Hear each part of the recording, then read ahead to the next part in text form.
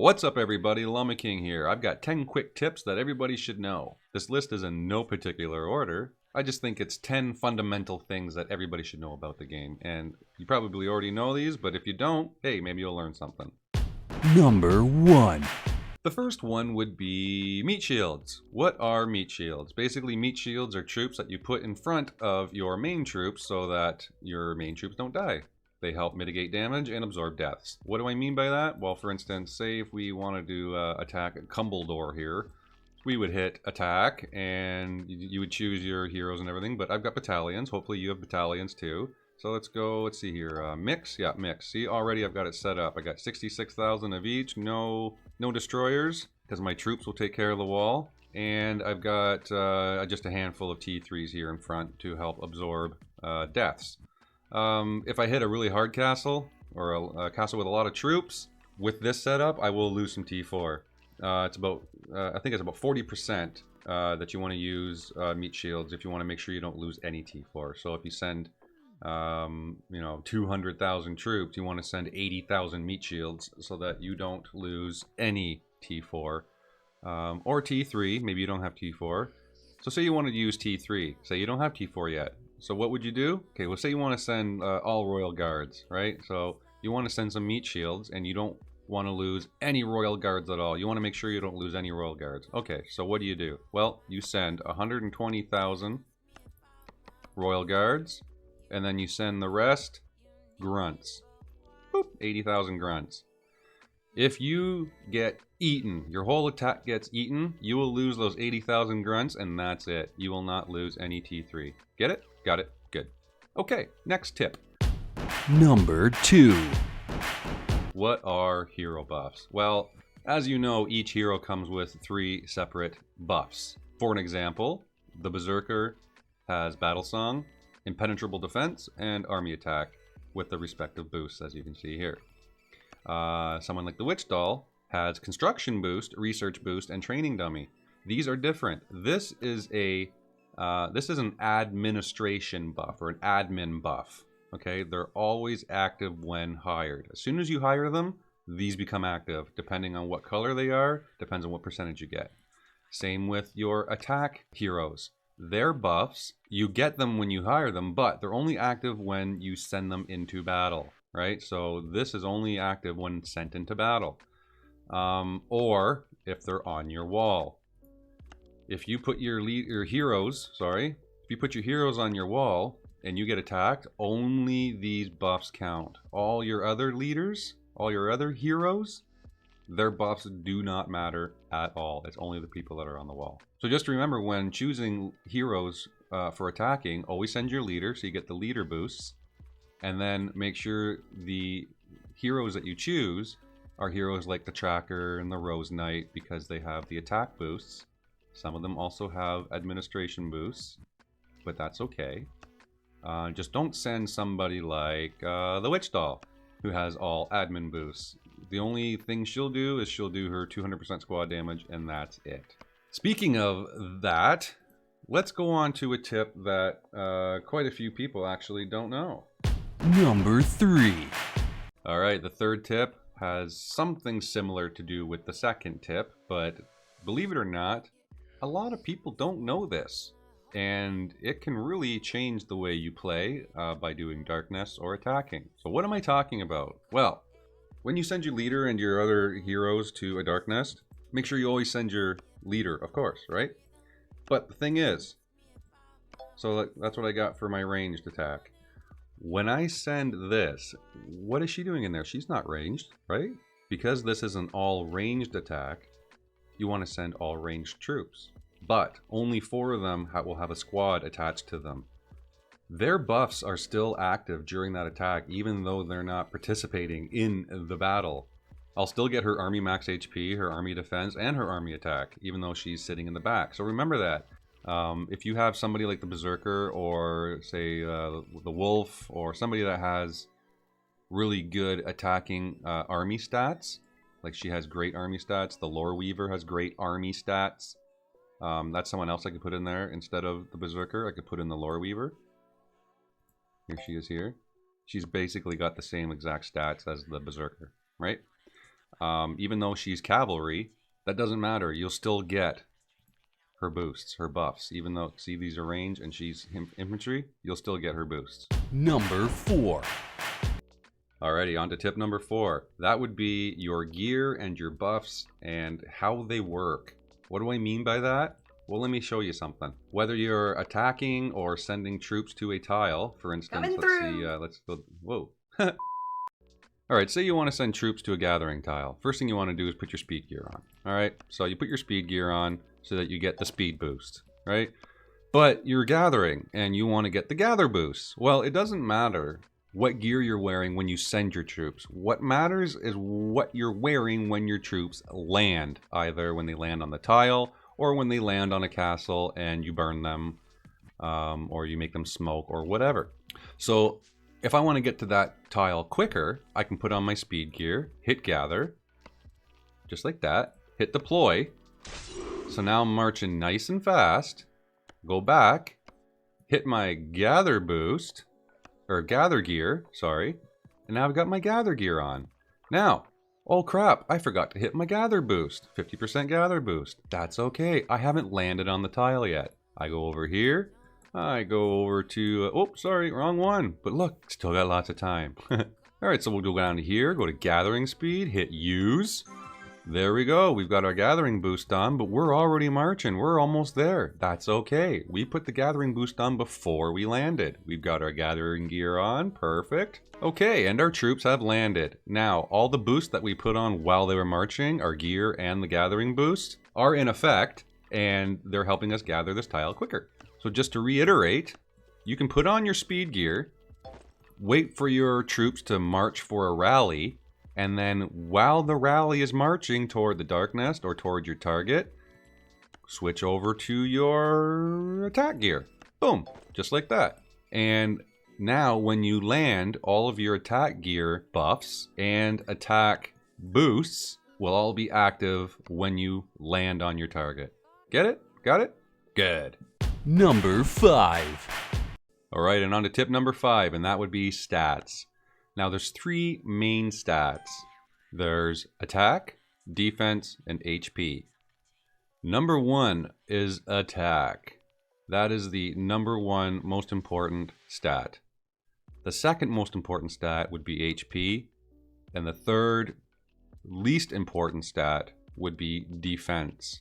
You want to make sure you stack army attack first and army max HP, and if you can help it, do not purposely try to stack any army defense unless you're doing a purpose-built build specifically for defense, which there aren't many, if any, and there's no reason to do it in a game like this.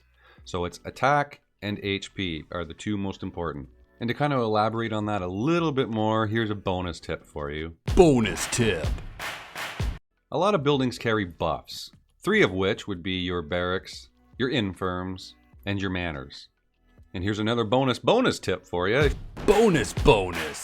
If you're not quite sure what a building or a certain thing does in this game, almost everything has an information button. All you do is hit that button and it basically tells you everything about that building. For instance, if you scroll all the way down on this one, it tells you right here at level 25, you get a 5% bonus to your army max HP, which is awesome. That's 5% bonus to every single one of your troops. That's if you get attacked and while attacking. The barracks, for instance, hit the eye, it carries a 10% buff to your army defense, which meh. And then your manor carries a buff for your army attack, only 2%. Now, if you notice, the buffs correspond to how important the stat is. You only get a 2% buff because it's army attack, which is the strongest buff in the game, army attack. The second one would be the max HP, 5%, which is a little bit better than 2%, right? But that's the second best stat. And then, of course, the barracks, the third one at 10% for defense, because you get 10%. That's a big buff, but it's only defense, so that's why they give you such a big buff on it, because it sucks. Number 6. Alright, on to tip number 6, which is monster hunting. Make sure you check the monster's strong against stat and send the opposite. If it's physical, send magical. If it's magical, send physical. And don't use tanks. So what am I talking about? Well, when you go to hunt a monster, you're going to click on it. If I can find one here. Here we go. Whoops. Going to click on it, and you're going to hit the little eye. See? Even monsters have them. Click on the eye and look for this stat right here. Strong against.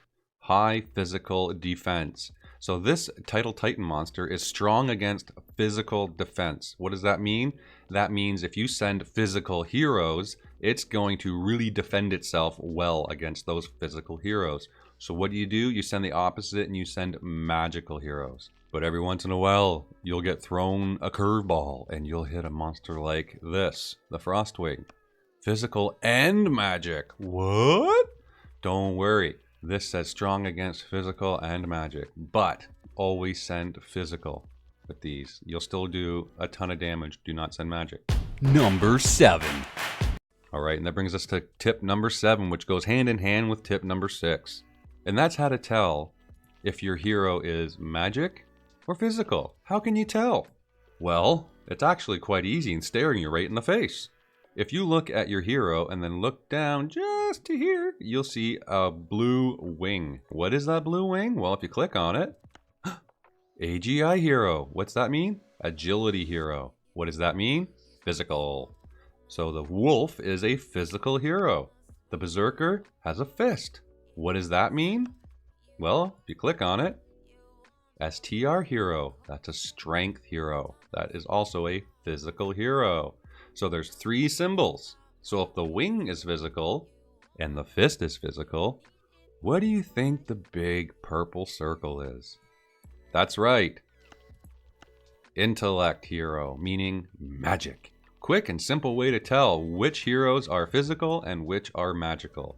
All right, and that brings us to tip number 8. Number 8.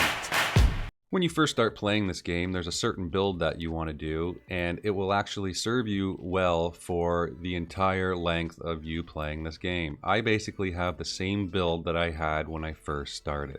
And that build is 1 barracks, 8 manors, and 8 infirmaries. So for my build, I only have 1 barracks, because that's all I need.